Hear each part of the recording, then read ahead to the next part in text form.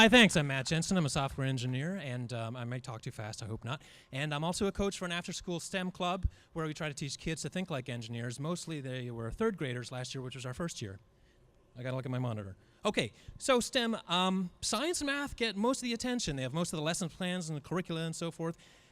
Teachers and students aren't always sure what to do with engineering. So I have one proposal, a simple idea, to help them think of engineering concepts in a little chunk. It's a secondary acronym called STIC. It stands for simplicity, trade-offs, iteration, constraints, and keep moving forward. Adam, these are not really bullet points.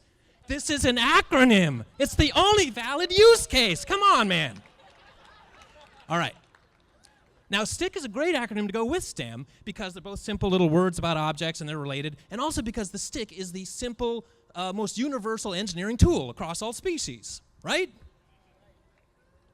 He's trying to get some food using that as a lever, by the way. It's true. Okay, sticks can be used as levers, as wheels, as pulleys, and if you have two of them, it can be an inclined plane. So this is 4 simple machines from Archimedes. Let me tell you a story about simplicity. It's going to be a little fast. Our kids had to build a robot for this contest that would, among other things, knock over a ball sitting on a pedestal. One kid said, oh, let's build this little crane that somehow knows how to find the ball and uses vision. And other kid said, no, just build this bulldozer thing that just keeps rolling and rolling and knocks it over.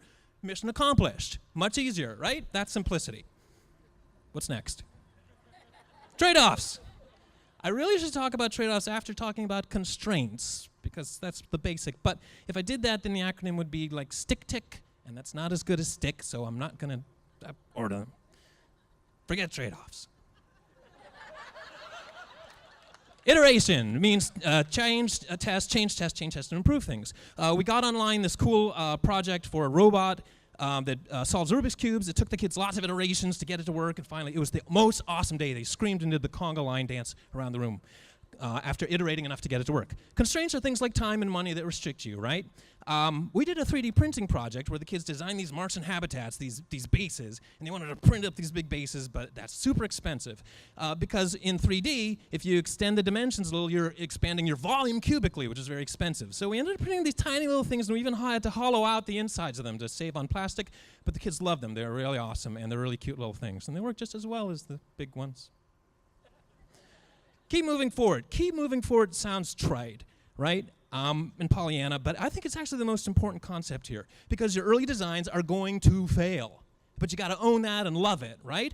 Don't think of engineering as a test. Think of it as a game or as a puzzle. So for example, we had this laser cutting project where the kids would design these planes. The planes never flew. The kids were very upset. I told them about the Kremer Prize.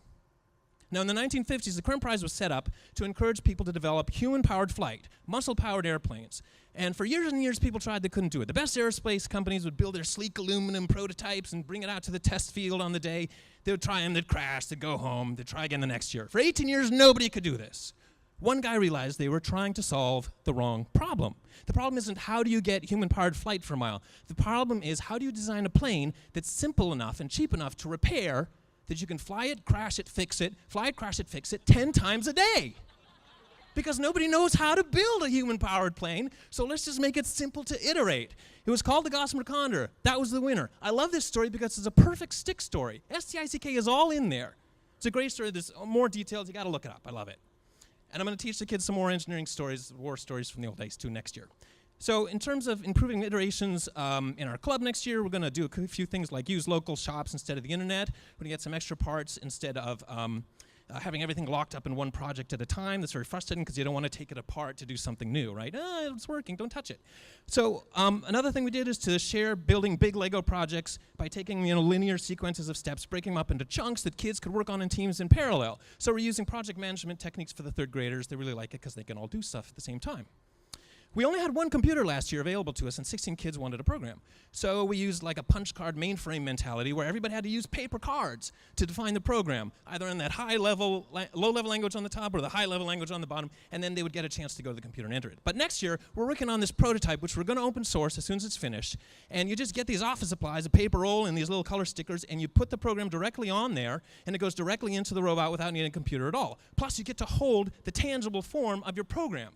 It's like punched paper in the old days. It's so awesome to feel it and hold it. It feels as good as holding a stick and knowing you're holding the world's most universal engineering tool. Thanks a lot.